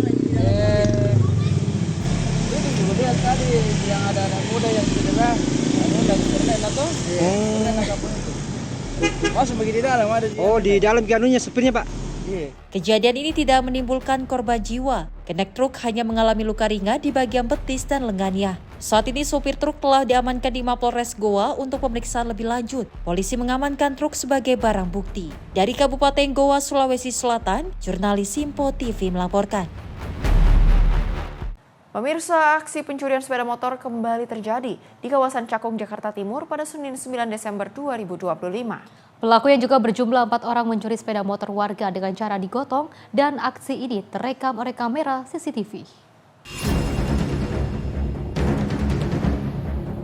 Rekaman CCTV ini memperlihatkan 2 dari 4 pelaku pencurian tengah berupaya menggasak 1 unit sepeda motor jenis Matic di Gang Lurah Pulau Gebang, Cakung, Jakarta Timur pada Senin 9 Desember 2025. Sedangkan 2 pelaku lainnya bertugas untuk mengawasi situasi di ujung jalan. Para pelaku dengan cepat mencuri motor dengan cara menggotongnya dari rumah korban sampai di ujung jalan lalu mematahkan kunci stang motor. Setelah patah, kedua pelaku mendorong motor dan pergi meninggalkan lokasi. Aksi pelaku tidak mengetahui pemilik motor dan warga sekitar karena mereka beraksi di saat pemilik motor dan warga tengah tertidur lelap. Pemilik motor mengaku baru mengetahui motornya hilang saat terbangun di pagi hari. Itu awalnya sorenya motornya kan ada 2 motor nih, Vario sama Mio. Nah Mio-nya itu dibenerin sama ayahnya di dalam teras. Biasanya tuh Vario-nya ditaruh di teras. Nah kebetulan capek kali ya suami saya, jadi nggak ditukar. Vario-nya jadi di luar, Mio-nya yang di dalam. Itu terus kebetulan juga nggak dikunci ganda. Ya udah dah, itu sekitar jam 2.15. Dibawa, ketahuannya pagi. Itu ketahuannya pagi ya Bu? Iya jam 5. Tapi pelaku sempat mondar-mandir nggak sih Bu? Kurang tahu sih. Kalau dari CCTV mah dia dari arah sono, lapangan. Ada lapangan. Baru menuju jalan keluar. Berapa orang itu pelakunya? Kayaknya 4 deh Bang. Ada di 2 motor, boncengan semua nih. Yang belakangnya pada turun. Gitu. Yang 2 ngambil, yang 2 nunggu di depan. Pelaku itu sempat ada celingak-celinguk dulu kah apa gimana itu, lihat-lihat dulu kondisi? Kalau di CCTV iya dia lihat dulu. Pura-pura jalan kali ya, lurus doang gitu, balik lagi dia. Belok lah sini. Atas peristiwa ini, korban berencana untuk melaporkan aksi pencurian ini ke petugas kepolisian dan berharap para pelaku cepat ditangkap. Dari Jakarta, jurnalis Simpo TV melaporkan. Pemirsa, Polresta Denpasar, Bali ini mengamankan seorang pengendara sepeda motor yang nekat melakukan standing berupaya untuk menendang dan juga menabrak aparat yang bertugas di Simpang Pesanggaran, Benoa, Kota Denpasar, Bali. Pelaku berhasil ditangkap setelah videonya viral di media sosial. Inilah video amatir yang memperlihatkan 2 pengendara sepeda motor yang ugal-ugalan dan nyaris mencelakai Polantas yang sedang bertugas di Simpang Pesanggaran, Benoa, Kota Denpasar, Bali. Selain tidak mengenakan helm, pengendara tersebut malah nekat menerobos lampu merah. Pengendara motor ini juga terlihat berupaya menendang dan hampir menabrak polisi yang sedang bertugas di tengah jalan. Pasca video tersebut viral di media sosial, Satuan Lalu Lintas Polresta Denpasar mengamankan pemuda berinisial YM asal Nusa Tenggara Timur di kawasan Sanur, Kota Denpasar, Bali. Pelaku YM saat ini telah dibawa ke Polresta Denpasar untuk proses lebih lanjut. Bersangkutan bersama temannya menunggu salah satu kerabatnya yang mau berangkat ke Kalimantan. Pada saat menunggu itu, yang bersangkutan sempat minum arak bersama rekannya di sana dan sampai di TL Pesanggaran itu yang bersangkutan kebetulan juga tidak menggunakan helm dalam keadaan mabuk, hampir menyamar seorang anggota Polantas di lokasi itu. Sekarang pelaku diamankan? Sekarang pelaku diamankan dan bisa kami sampaikan di sini bahwa kemarin kejadiannya sekitar jam berapa itu jam 13.40 dan jam 7 malam polisi langsung melakukan penyelidikan di sekitar area Sanur. Ternyata yang bersangkutan ditemukan di sekitar area Pasar Sindu. Baru yang bersangkutan diamankan di Polresta sampai saat ini. Pelaku berinisial YM mengaku sebelum kejadian dirinya baru datang dari Pelabuhan Benoa untuk menemui dan menunggu keluarga yang kapalnya sedang bersandar dan akan kembali berlayar menuju Kalimantan. Ketika menunggu keberangkatan kembali kapal, YM bersama kakak sepupu dan temannya meminum arak di area tersebut. Kemudian mereka berencana kembali ke rumah kos di daerah Jalan Pulau Moyo, Denpasar. YM mengaku aksi dilakukan setelah tidak bisa mengendalikan diri lantaran mabuk setelah minum arak. Pas mau standing, alasannya apa? Itu permasalahan mabok itu. Sengaja atau gimana? Sengaja itu. Melihat kondisi, pengen menghampiri, nendang itu ya. Tegas soalnya mati sama burung pas mabok. Nyesel ya? Iya. Gimana? Nyesel? Iya. Jangan diulang lagi. Nggak pakai helm sama melanggar lampu merah itu juga karena pengaruh alkohol. Iya, betul. Selain mengamankan pelaku, Satuan Lalu Lintas Polresta Denpasar juga mengamankan barang bukti, 1 unit sepeda motor Matic dengan nomor polisi DK3138EQ. Dari Bali, jurnalis Info TV melaporkan. Mayat pria ditemukan tergeletak di bawah jembatan Cimake, Kecamatan Pabuaran, Kabupaten Serang, Banten. Saat ditemukan, kondisi tangan mayat terikat kabel tis dan juga luka jerat di leher. Diduga mayat ini merupakan korban pembunuhan. Mayat pria ini ditemukan warga di bawah jembatan Cimake, Kecamatan Pabuaran, Kabupaten Serang, Banten. Saat ditemukan, kondisi mayat dalam keadaan memprihatinkan. Ditemukan sejumlah tanda kekerasan di tubuh mayat, diduga mayat ini merupakan korban pembunuhan.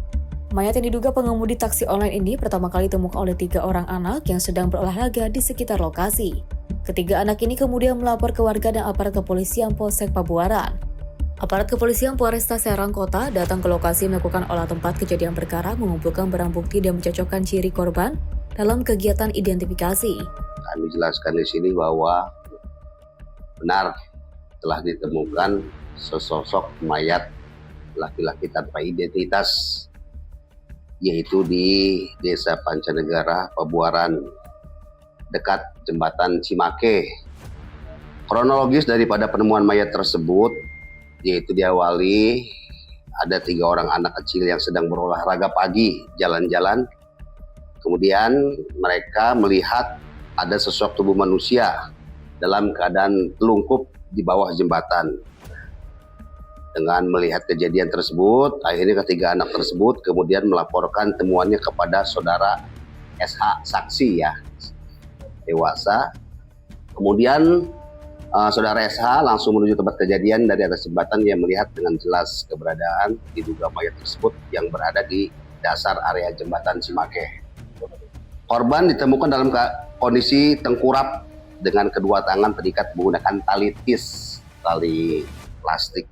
Adapun pakaian yang dikenakan korban berupa baju berwarna putih dengan corak garis hitam serta celana pendek berwarna abu-abu. Dari tempat kejadian barang bukti, tempat kejadian perkara, kita temukan sejumlah barang bukti di lokasi, diantaranya pakaian, jam tangan, tali tis, dan tisu. Mayat kemudian dievakuasi ke Rumah Sakit Bayangkara, Polda Banten untuk otopsi dan juga pemeriksaan lebih lanjut.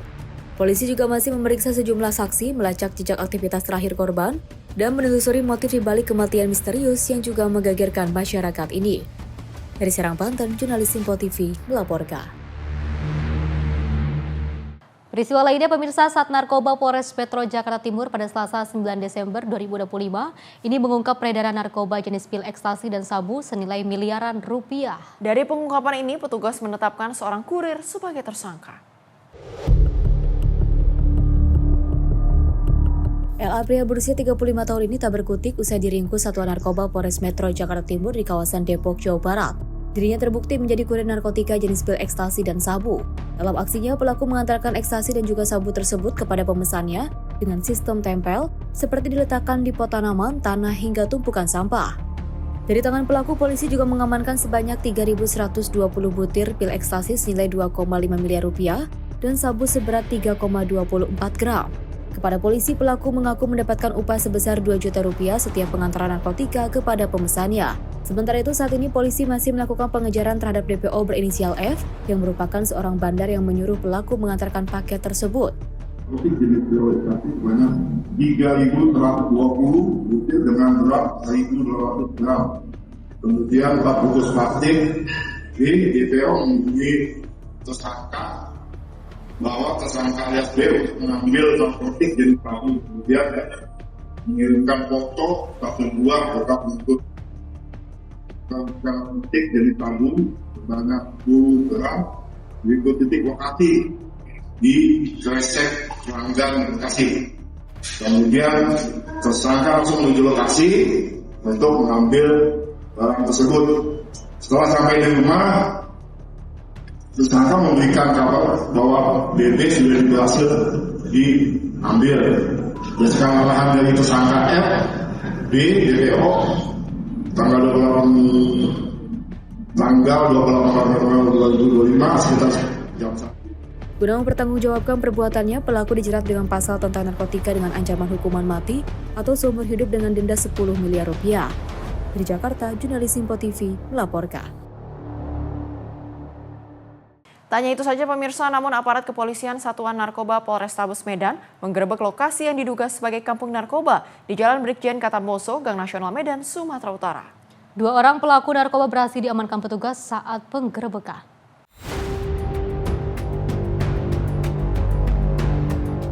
Aparat kepolisian Satuan Narkoba Polrestabes Medan ini harus melalui jalan sempit dan bebatuan untuk menuju lokasi yang diduga dijadikan lokasi peredaran narkoba. Sejumlah pelaku narkoba kocar-kacir saat mengetahui petugas datang ke lokasi mereka. Bahkan sejumlah orang yang diduga pelaku narkoba kabur dengan cara menceburkan diri ke sungai. Guna memberikan peringatan, petugas melepaskan tembakan agar para pelaku menyerahkan diri. 2 pelaku akhirnya berhasil ditangkap. 1 diantaranya merupakan seorang wanita yang diamankan saat bertransaksi narkoba. Diduga, pelaku wanita ini adalah pengedar narkoba. Beberapa paket sabu siap edar diamankan dari tangan pelaku, termasuk 1 paket daun ganja kering. Kasatgas Narkoba Polrestabes Medan, Komisaris Polisi Rafli Yusuf Nugraha, Senin 8 Desember 2025 sore mengatakan, aparat menemukan 3 barak narkoba di lokasi penggerebekan, dan ketiga barak narkoba itu kemudian dihancurkan dan dibakar agar praktik serupa tidak kembali terulang. Hasil yang kita peroleh, seperti kita lihat di belakang, ada sekitar 6 paket narkoba dalam hal ini dan puluhan bong beserta alat timbang dan alat-alat seperangkat digunakan penyalahgunaan narkoba. Untuk pelaku sendiri yang kami amankan pada sore ini ada 2 orang, 1 laki-laki, 1 perempuan, dan tadi sempat terjadi pengejaran maupun hal-hal represif lainnya. Beberapa berhasil melarikan diri dan akan tetap kami upayakan kejar. 2 pelaku yang ditangkap kemudian dibawa ke Polrestabes Medan untuk menjalani pemeriksaan. Sedangkan untuk pelaku yang melarikan diri, dipastikan akan dikejar, termasuk pemasok narkoba di lokasi yang digerebek. Polrestabes Medan juga akan melakukan pengawasan secara berkala dan akan melakukan penggerebekan serupa jika praktek penyalahgunaan narkoba kembali ditemukan. Dari Medan, Sumatera Utara, jurnalis Simpo TV melaporkan.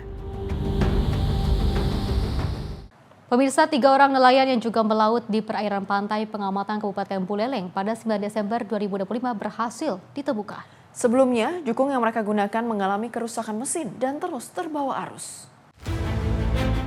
Pada Senin 8 Agustus 2025, 3 orang nelayan melaut untuk memeriksa keberadaan rumpon di perairan pantai Pengamatan, Desa Sumberkima, Kecamatan Gerogak, Kabupaten Buleleng pada pukul 15.00 waktu Indonesia bagian tengah. Karena kunjung tak kembali ke daratan hingga Selasa pagi, para nelayan yang tergabung ke dalam kelompok nelayan Sumbersari pun berinisiatif untuk melakukan pencarian namun tidak berhasil. Setelah mendapatkan laporan, Kantor Pencarian dan Pertolongan Denpasar memberangkatkan 6 personil menuju lokasi menggunakan Rayjet Inflatable Boat. Saat melakukan pencarian diinformasikan bahwa ketiga nelayan tersebut selamat. Ketiga nelayan ditemukan di perairan Seririt, Kecamatan Banjar, Kabupaten Buleleng, sekitar 18,250 mil ke arah timur lokasi. Selanjutnya, ketiganya dievakuasi menuju pantai Pengamatan di Kabupaten Buleleng sekitar pukul 9.45 waktu Indonesia bagian tengah. Berdasarkan keterangan salah satu nelayan, jukung yang mereka gunakan mengalami kerusakan mesin dan terus terbawa arus hingga merapat di salah satu rumpon dan bermalam di tempat tersebut. Tim redaksi Simpo TV melaporkan. Gempa bermagnitudo 7,5 mengguncang Jepang bagian utara pada Senin 8 Desember 2025. Akibatnya 23 orang mengalami luka-luka. Guncangan ini tentunya juga memicu tsunami setinggi 70 cm di wilayah pesisir Pasifik.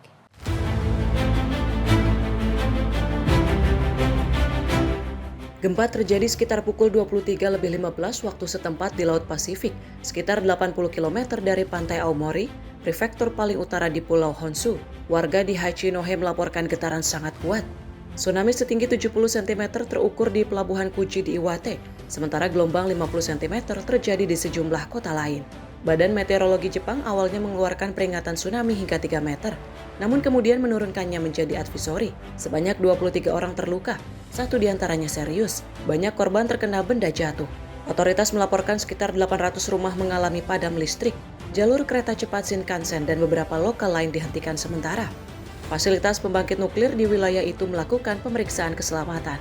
Di pabrik pengolahan bahan bakar nuklir Rokasho, sekitar 450 liter air dilaporkan tumpah dari area penyimpanan bahan bakar bekas. Namun otoritas menegaskan kondisi masih aman. Sekitar 480 orang mengungsi di pangkalan udara Hachinohe dan 18 helikopter diterjunkan untuk penilaian kerusakan. Di Hokkaido, sekitar 200 penumpang terdampak penutupan Bandara New Chitos. Badan Meteorologi Jepang mengingatkan adanya potensi gempa susulan dalam beberapa hari ke depan. Risiko gempa magnitudo 8 di sepanjang pantai timur laut disebut meningkat. Warga di 182 municipality diminta siaga dan memeriksa kesiapan darurat mereka. Perdana Menteri Sanae Takaichi menegaskan bahwa pemerintah sedang melakukan pemeriksaan cepat atas kerusakan dan meminta warga segera mengungsi jika merasakan gempa susulan. Tim redaksi Sinpo TV melaporkan. Pemirsa, informasi tadi menutup perjumpaan kita hari ini. Saya Azhar, mewakili kru yang bertugas mengucapkan terima kasih. Selamat malam dan sampai jumpa.